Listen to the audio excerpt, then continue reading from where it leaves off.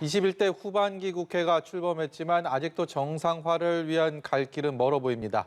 여야는 상임위원장 배분 등을 놓고 이견을 좁히지 못하고 있는데요. 네, 향후 인사청문 특위도 내관으로 작용할 전망입니다. 국회에 나가 있는 취재기자 연결해 보겠습니다. 김수강 기자. 네, 오늘도 여야는 국회 원구성을 둘러싼 기싸움을 이어가고 있습니다. 국민의힘 권성동 원내대표는 오늘 오전 원내대책회의에서 더불어민주당이 국회의장을 맡았으니 국회 법사위원장은 국민의힘이 맡아야 한다고 주장했습니다. 또 전반기 국회 때 합의된 대로 상임위도 11대 7로 배분해야 한다고 강조하며 민주당 의지만 있다면 당장 오늘이라도 여야 합의를 도출할 수 있다고 강조했습니다. 반면 민주당 박홍근 원내대표는 오늘 오전 원내대책회의에서 법사위원회와 사법개혁특별위원회 등 넘어야 할 산이 많다고 얘기했습니다.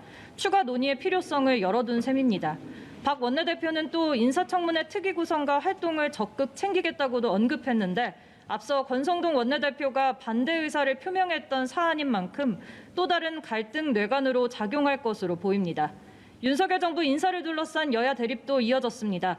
국민의힘은 민주당 공세를 의식한 듯 원 구성 지연으로 인사청문회 없이 임명된 박순애 교육부 장관 등에 대해 상임위서 인사검증을 실시하겠다고 밝혔습니다. 반면 민주당은 대통령의 대국민 사과는 물론 무능한 인사검증 라인에 대한 문책이 필요하다고 목소리를 높였습니다.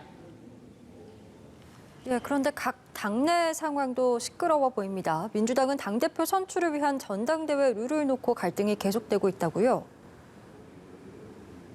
네, 민주당 전당대회 준비위원회를 이끌어온 안규백 위원장이 결국 오늘 사퇴했습니다. 안 위원장은 오늘 오전 전준위 논의가 형해화되는 상황에서 더는 생산적 논의를 이끌기 어렵다고 판단했다. 제 역할도 의미를 잃었다며 위원장직을 내려놓겠다고 밝혔는데요.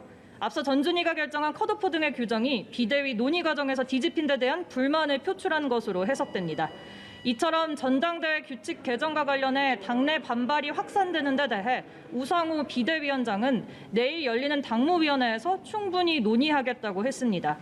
국민의힘 당내 상황도 마냥 녹록지는 않습니다. 일단 이준석 당대표의 징계 여부를 심의할 윤리위원회가 이틀 앞으로 다가왔기 때문인데요. 이 대표는 오늘도 오전 라디오 출연 외에 공식 일정을 잡지 않고 외부 활동을 최소화하는 모습입니다. 전날 최고위 회의에서도 공개 발언을 자제하는 모습이었는데요.